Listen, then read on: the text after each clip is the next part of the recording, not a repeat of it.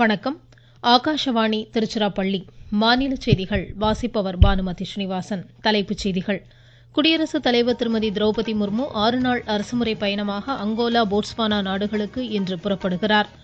நாட்டில் அடுத்த தலைமுறையினருக்கான மேம்பட்ட ரயில் சேவைகளை வந்தே பாரத், நமோ பாரத், அம்ருத் பாரத் ரயில்கள் வழங்குவதாக பிரதமர் திரு நரேந்திர மோடி தெரிவித்துள்ளார்.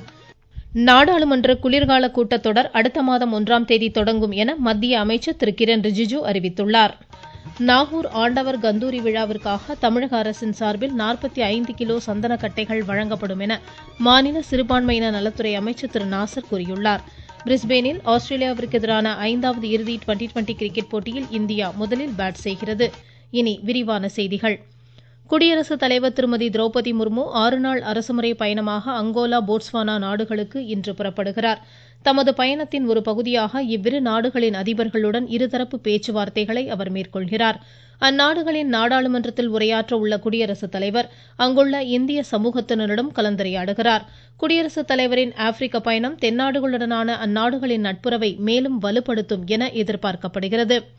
நாட்டின் பொருளாதார வளர்ச்சிக்கு உட்கட்டமைப்பு மேம்படுவதன் அவசியத்தை பிரதமர் திரு நரேந்திர மோடி வலியுறுத்தியுள்ளார். உத்தரப்பிரதேச மாநிலம் வாரணாசியில் 4 புதிய வந்தே பாரத் ரயில் சேவைகளை இன்று தொடங்கி வைத்து பேசிய அவர், மேம்பட்ட சாலை, ரயில் போக்குவரத்து வசதிகளால் விரைவான வளர்ச்சி கண்டுவரும் நாடாக இந்தியா திகழ்வதாக கூறினார். நாட்டின் அடுத்த தலைமுறையினருக்கான மேம்பட்ட ரயில் சேவைகளை வந்தே பாரத், நமோ பாரத், அம்ருத் பாரத் ரயில்கள் வழங்குவதாக குறிப்பிட்டார். ரயில்வே துறையின் சீர்திருத்தங்கள் வெளிநாட்டு பயணிகளையும் வெகுவாக கவர்ந்துள்ளதாக பிரதமர் பெருமிதம் தெரிவித்தார். வளர்ந்த நாடுகளின் கட்டமைப்பு மேம்பாடே அந்நாடுகளின் பொருளாதார மேம்பாட்டிற்கு வழிகோலியதாகவும் அவர் குறிப்பிட்டார். இன்று தொடங்கப்பட்ட 4 ரயில் போக்குவரத்து சேவைகளோடு நாட்டில் இயங்கும் வந்தே பாரத் ரயில்களின் எண்ணிக்கை 160ஆக உயர்ந்துள்ளதும் என்றும் அவர் குறிப்பிட்டார். இந்நிகழ்வின் ஒரு பகுதியாக பிரதமர் பனாரஸ் கஜுராஹோ வந்தே பாரத் ரயிலில் பயணித்த சிறுவர்களுடன் கலந்துரையாடினார். இந்நிகழ்வில் ரயில்வே அமைச்சர் திரு அஸ்வினி வைஷ்ணவ் உள்ளிட்டோர் கலந்து கொண்டனர். இதனிடையே பிரதமர் இன்று தொடங்கி வைத்த எர்ணாகுளம், பெங்களூரு இடையேயான வந்தே பாரத் ரயில் கோவை ரயில் நிலையம் வந்தபோது கல்லூரி மாணாக்கர், தொழில்துறையினர், பாரதிய ஜனதா கட்சியினர் உள்ளிட்ட அனைவரும் உற்சாக வரவேற்பு அளித்தனர். இதன் ஒரு பகுதியாக கலை நிகழ்ச்சிகளும் நடைபெற்றன. இந்த ரயில் சேவை அனைத்து தரப்பு மக்களுக்கும் மிகவும் பயனளிக்கும் என சேலம் கோட்ட ரயில்வே மேலாளர் திரு பனாலால் தெரிவித்துள்ளார். பிரதமர் திரு நரேந்திர மோடி சட்ட சேவைகள் நடைமுறைகளை வலுப்படுத்தும் தேசிய மாநாட்டை உச்சநீதிமன்றத்தில் இன்று மாலை தொடங்கி உரையாற்றுகிறார். நாடாளுமன்ற குளிர்கால கூட்டத்தொடர் அடுத்த மாதம் 1ஆம் தேதி தொடங்க உள்ளதாக நாடாளுமன்ற விவகாரங்கள் துறை அமைச்சர் திரு கிரண் ரிஜிஜு தெரிவித்துள்ளார்.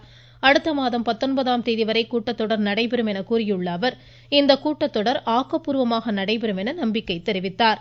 நாட்டு மக்களின் விருப்பங்களை நிறைவேற்றும் வகையிலும் ஜனநாயகத்தை வலுப்படுத்தும் வகையிலும் குளிர்கால கூட்டத்தொடரை ஆவலுடன் எதிர்நோக்கி இருப்பதாகவும் அமைச்சர் குறிப்பிட்டார். பீகார் மாநிலத்தில் 122 சட்டப்பேரவை தொகுதிகளுக்கு 2ஆம் கட்டமாக வரும் செவ்வாய்க்கிழமை நடைபெறும் வாக்குப்பதிவிற்கான பிரச்சாரம் நாளை மறுநாள் முடிவடைவதால் அரசியல் கட்சி தலைவர்கள் உச்சக்கட்ட பரப்புரையில் ஈடுபட்டுள்ளனர். பிஜேபி மூத்த தலைவரும் பிரதமருமான திரு நரேந்திர மோடி சீதாமகரியில் தேர்தல் பொதுக்கூட்டத்தில் தேசிய ஜனநாயக கூட்டணி வேட்பாளர்களுக்கு ஆதரவு திரட்டினார். காங்கிரஸ் மூத்த தலைவர் திருமதி பிரியங்கா காந்தி கத்திஹர் மாவட்டத்தில் அக்கட்சி வேட்பாளர்களுக்கு வாக்கு சேகரித்தார். முதலமைச்சர் திரு மு க ஸ்டாலின் 2 நாள் பயணமாக நாளை இரவு திருச்சி வருகிறார்.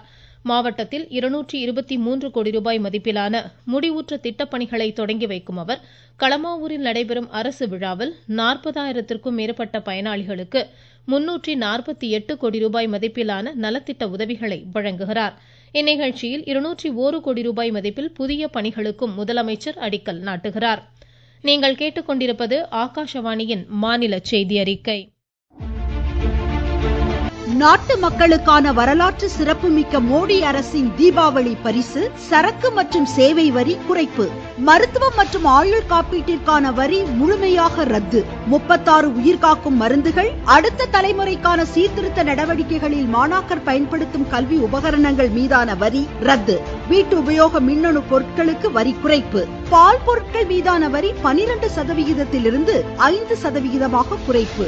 வேளாண் இயந்திரங்களுக்கான வரியும் 5% குறைப்பு. வளர்ச்சியடைந்த இந்தியாவிற்கான பயணத்தில் நரேந்திர மோடி அரசு தொடரும் சீர்திருத்த நடவடிக்கைகள்.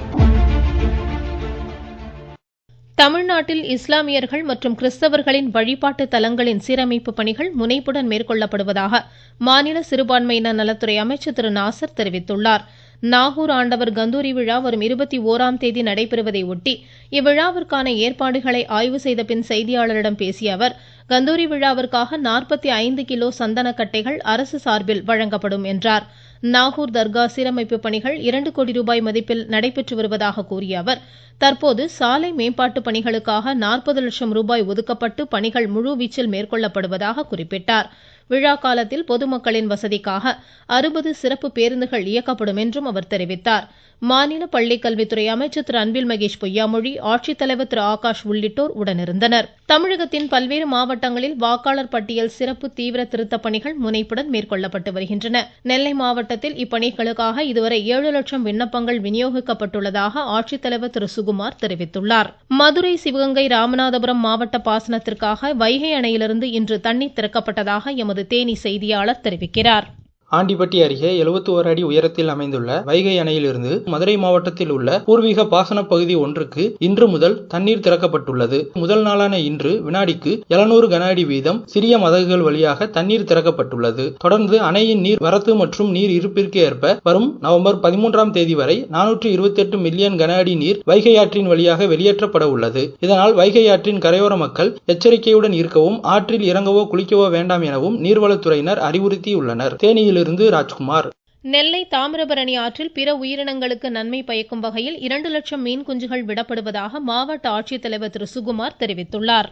தாமிரபரணி ஆற்றில் மற்ற விலங்கினங்களுக்கு, மற்ற உயிரினங்களுக்கு நன்மை செய்யும் மீன் குஞ்சுகளை விடும் பணி இப்போது நடைபெற்றது.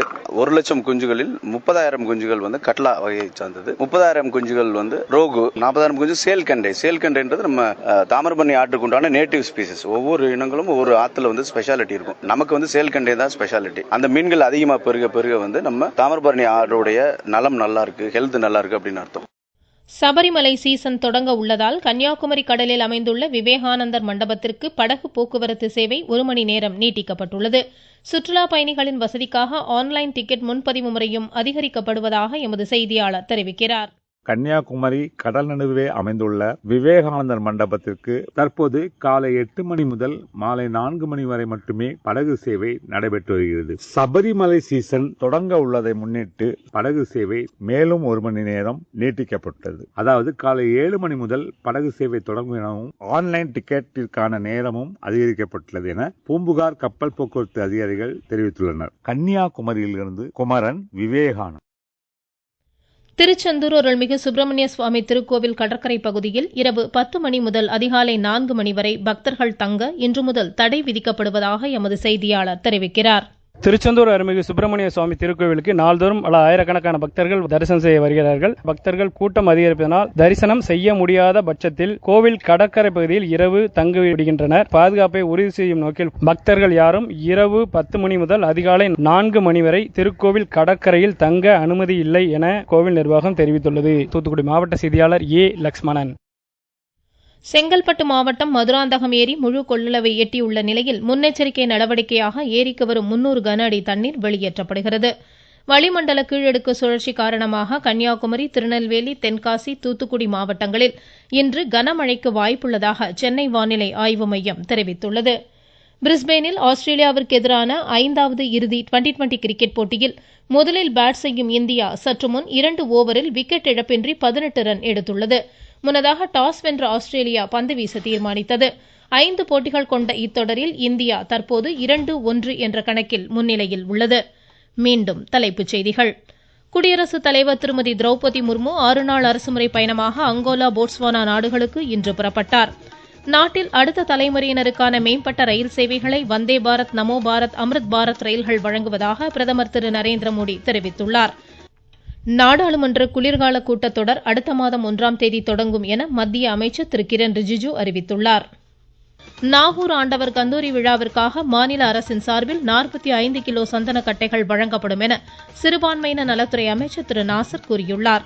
பிரிஸ்பேனில் ஆஸ்திரேலியாவிற்கு எதிரான 5வது இறுதி டுவெண்டி கிரிக்கெட் போட்டியில் இந்தியா சற்று முன் 2 ஓவரில் விக்கெட் இழப்பின்றி 19 ரன் எடுத்திருந்தது. இத்துடன் இந்த செய்தியறிக்கை முடிவடைந்தது.